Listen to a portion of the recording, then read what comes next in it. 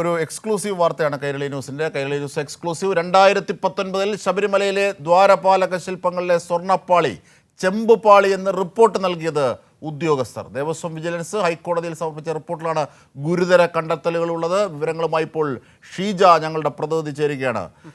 ഷീജ, യഥാർത്ഥത്തിൽ ഈ ഉദ്യോഗസ്ഥരുടെ വീഴ്ചയാണ് എന്ന് സൂചന നേരത്തെ തന്നെ PS പ്രശാന്ത് അടക്കമുള്ളവർ പറഞ്ഞതാണ്. ഇപ്പോൾ ഇതാ ദേവസ്വം വിജിലൻസിന്റെ കണ്ടെത്തലിലും അത് സ്ഥിരീകരിക്കുകയാണ്. ഏതൊക്കെ ഉദ്യോഗസ്ഥരുടെ ഭാഗത്താണ് ഇത്തരത്തിൽ വീഴ്ച പറ്റിയത്? ഉണ്ണികൃഷ്ണൻ പോറ്റിക്ക് സ്വർണ്ണപ്പാളി നൽകുകയും എന്നിട്ട് ചെമ്പുപാളി എന്ന് രജിസ്റ്ററിൽ എഴുതുകയും ചെയ്തു, അല്ലേ? തീർച്ചയായും അജിംഷാദ് ആ രീതിയിൽ തന്നെയാണ്. കാരണം അജിംഷാദ് സൂചിപ്പിച്ചതുപോലെ തന്നെ ഇതിൽ ഉദ്യോഗസ്ഥരുടെ പങ്കാണ് എന്നുള്ളത് നേരത്തെ തന്നെ സംശയം ഉയർന്ന ഒരു വിഷയം തന്നെയായിരുന്നു. അതിപ്പോൾ സ്ഥിരീകരിക്കുന്നു ദേവസ്വം വിജിലൻസിന്റെ ഹൈക്കോടതിയിൽ സമർപ്പിച്ച റിപ്പോർട്ടിൽ. അതിൽ ഗുരുതരമായിട്ടുള്ള കണ്ടെത്തലുകളാണുള്ളത്. അതിൽ പറയുന്നത് 2019 ശബരിമലയിലെ ദ്വാരപാലക ശില്പത്തിലെ സ്വർണ്ണപ്പാളി, അത് സ്വർണ്ണപ്പാളിയല്ല ചെമ്പുപാളിയാണ് നൽകിയത് എന്ന തരത്തിലുള്ളൊരു റിപ്പോർട്ട് അത് പുറത്തു വന്നിരുന്നു. ചെമ്പുപാളിയാണ് നൽകിയത് എന്നുള്ളൊരു രേഖ. പക്ഷെ ആ രേഖ ആര് തയ്യാറാക്കി എന്നുള്ളത് സംബന്ധിച്ചായിരുന്നു ചോദ്യചിഹ്നം ഉയർന്നിട്ടുണ്ടായിരുന്നത്.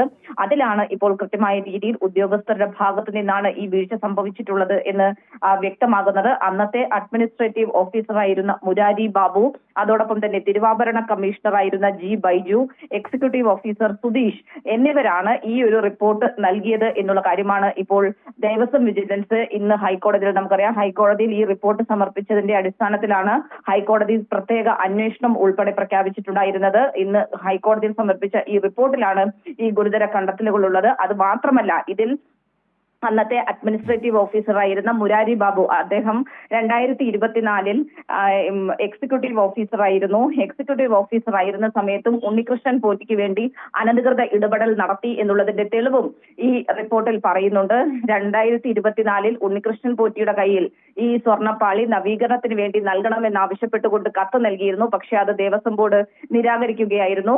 അത് നിരാകരിച്ചുകൊണ്ടാണ് തിരുവിതാംകൂർ ദേവസ്വം ബോർഡിന്റെ സുരക്ഷാ ഉദ്യോഗസ്ഥരുടെ നേതൃത്വത്തിൽ ഈ സ്വർണം പൂശിയ പാളി ചെന്നൈയിൽ വരെ നവീകരണത്തിന് വേണ്ടി എത്തിക്കുന്നതും തിരികെ കൊണ്ടുവരുന്നതും അതിൽ നിന്നും വ്യക്തമാണ് എത്രത്തോളം ഗുരുതരമായിട്ടുള്ള ക്രമക്കേടാണ്. അതെ, കാരണം ഇപ്പോഴത്തെ ദേവസ്വം ബോർഡ് കൃത്യമായി ആ വിഷയത്തിൽ അത് PS പ്രശാന്ത് പറയുകയും ചെയ്തു. കാരണം മഹസർ തയ്യാറാക്കി ഇതെല്ലാം ക്യാമറയിൽ പകർത്തി. മാത്രമല്ല, ഈ കമ്പനിയിൽ, അതായത് ചെന്നൈയിലെ കമ്പനിയിൽ ഇത് പുതുക്കാനുള്ള പേര് അന്ന് ഉൾപ്പെട്ടു എന്നതുകൊണ്ട് മാത്രം ഉണ്ണികൃഷ്ണൻ പോറ്റിയെ കൂടെ കൂട്ടുകയാണ് ചെയ്തത്. അല്ല, ഉണ്ണികൃഷ്ണൻ പോറ്റിയുടെ കയ്യിൽ കൊടുത്തു വിട്ടിട്ടില്ല എന്നത് പറയുന്നുണ്ട്. അതുകൊണ്ട് ഈ ദേവസ്വം ബോർഡിന് ഒരു വീഴ്ചയും പറ്റിയിട്ടില്ല. മാത്രമല്ല, ഈ 2019 വിഷയത്തിൽ ഉദ്യോഗസ്ഥരും ഉണ്ണികൃഷ്ണൻ പോറ്റിയും ചേർന്ന് കളിച്ചതാണ് എന്ന് വ്യക്തമാകുന്നു ദേവസ്വം വിജിലൻസിന്റെ അന്വേഷണത്തിൽ.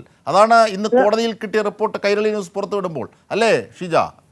തീർച്ചയായും അജിംഷാദ്, അങ്ങനെ തന്നെയാണ്. അത് കോടതിയിൽ സബ്മിറ്റ് ചെയ്ത റിപ്പോർട്ടിലാണ് ഈ ഗുരുതര കണ്ടെത്തലുകൾ ഉള്ളത്. അതിൽ വ്യക്തമാകുന്നത് അജിംഷാദ് സൂചിപ്പിച്ചതുപോലെ തന്നെയാണ്. അന്നും തിരുവിതാംകൂർ ദേവസ്വം ബോർഡ് കൃത്യമായ രീതിയിലുള്ള നടപടിയെടുത്തിരുന്നു. പക്ഷെ ദേവസ്വം ബോർഡിന്റെ തീരുമാനത്തിന് തൊട്ടു പിന്നാലെ ആണ് അത് അട്ടിമറിച്ചുകൊണ്ട് ഉദ്യോഗസ്ഥരുടെ ഭാഗത്തു നിന്നും ഇത്തരത്തിലൊരു നീക്കം നടക്കുന്നതും ഈ സ്വർണ്ണപ്പാളി ചെമ്പുപാളിയാണ് എന്നുള്ള റിപ്പോർട്ട് നൽകുന്നതും ഉണ്ണികൃഷ്ണൻ പോറ്റിയുടെ കയ്യിൽ ഈ നവീകരണത്തിന് വേണ്ടി ഈ സ്വർണം പൂശിയ പാളി കൊടുത്തുവിടുന്നതും ഒക്കെ ഉദ്യോഗസ്ഥരുടെ ഭാഗത്തു നിന്നുള്ള വീഴ്ചയുടെ അടിസ്ഥാനത്തിൽ ഉണ്ടായതാണ് എന്നുള്ളത് ഇതിൽ നിന്നും വ്യക്തമാണ്. ഇതിലൂടെ വലിയ തോതിൽ ഉദ്യോഗസ്ഥരുടെ ഭാഗത്തു നിന്നുണ്ടായ വീഴ്ച, അതാണ് അത്തരത്തിലൊരു സംഭവം 2019 ഉണ്ടാകാനുള്ള പ്രധാന കാരണം എന്നുള്ളത് വ്യക്തമാകുന്നു. അതിന്റെ അടിസ്ഥാനത്തിൽ തന്നെയാണ് ഉണ്ണികൃഷ്ണൻ പോറ്റി പറയുന്നത് തനിക്ക് നൽകിയിട്ടുള്ള രേഖയിൽ പറയുന്നത് അത് ചെമ്പുപാളിയാണ് എന്നുള്ളതാണ്. ആ ചെമ്പുപാളി എന്ന് സ്വർണ്ണപ്പാളിയെ എഴുതി ചേർത്തത് അത് ഉദ്യോഗസ്ഥരാണ്. അതിന് മേൽനോട്ടം നൽകിയത്, അതിന്റെ നേതൃത്വം നൽകിയത് ഈ 3 ഉദ്യോഗസ്ഥരാണ് എന്നുള്ളതാണ്.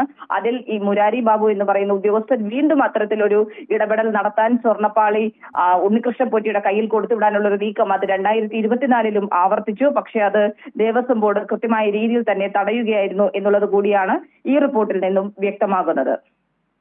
തീർച്ചയായും വ്യക്തത വരികയാണ് കാര്യങ്ങൾക്ക് കൂടുതലായി. ഷീജയാണ് വിവരങ്ങൾ, വിശദാംശങ്ങൾ നൽകിയത്. അസിത, അതായത് കൃത്യമാവുകയാണ് ഇതൊക്കെ ചെയ്തു വെച്ചിട്ടാണ് പരാതിയുമായി ഉണ്ണികൃഷ്ണൻ പോറ്റി തന്നെ രംഗത്തെത്തിയത്. അതും ഈ നമ്മുടെ ആഗോള അയ്യപ്പ സംഗമം തുടങ്ങുന്നതിന്, ദേവസ്വം ബോർഡിന്റെ ആഗോള അയ്യപ്പ സംഗമം തുടങ്ങുന്നതിന് ജസ്റ്റ് ദിവസങ്ങൾക്ക് മുമ്പ്.